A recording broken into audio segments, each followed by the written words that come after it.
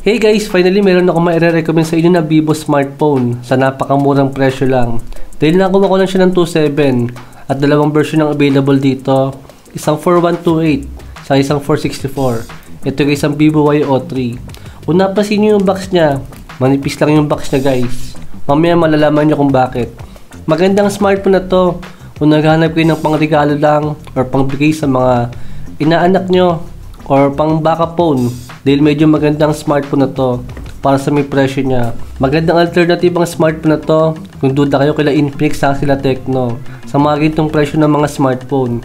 Eto guys si Vivo. Merong magandang smartphone sa ganitong presyo ngayon. Buksan lang natin siya saglit. Yan guys. Nabuksan ko na syempre yung smartphone na to. Syempre alam nyo na yung dahilan kung bakit napakanipis ng box niya. Is dahil wala siyang kasamang wall adapter dito sa may package niya.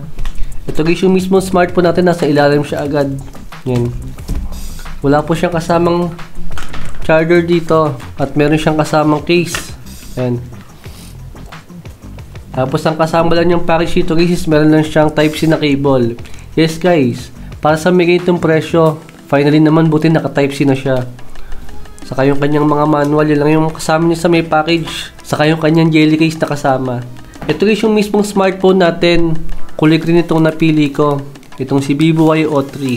Isang dahilan syempre kung bakit napakasulit ng smartphone na to. Dahil maganda yung kanyang processor para sa may ganitong presyo. Nagsimula kay si Vivo sa mga halagang 10,000 ng mga presyo na meron mga G85.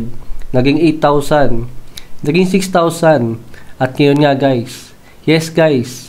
Para sa may G85 na processor, kulang 3,000 ko lang nabili ang smartphone na to.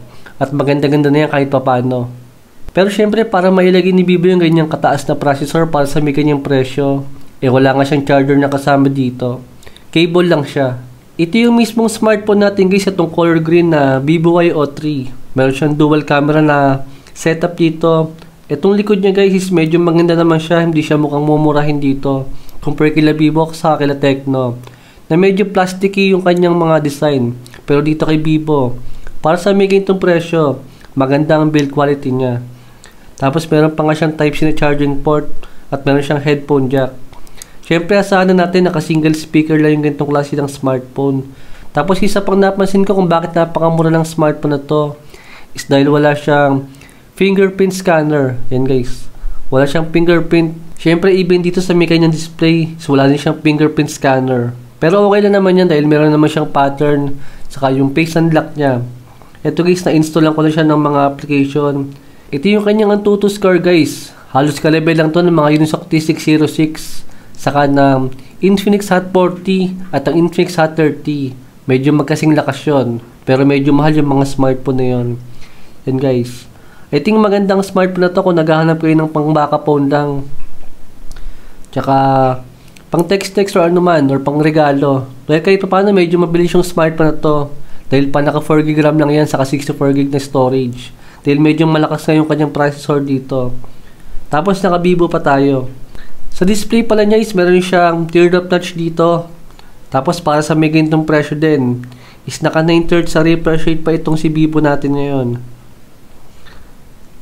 Yan, naka 9/3 sa refresh rate po siya. Kaya para sa akin napakaganda na smartphone na to.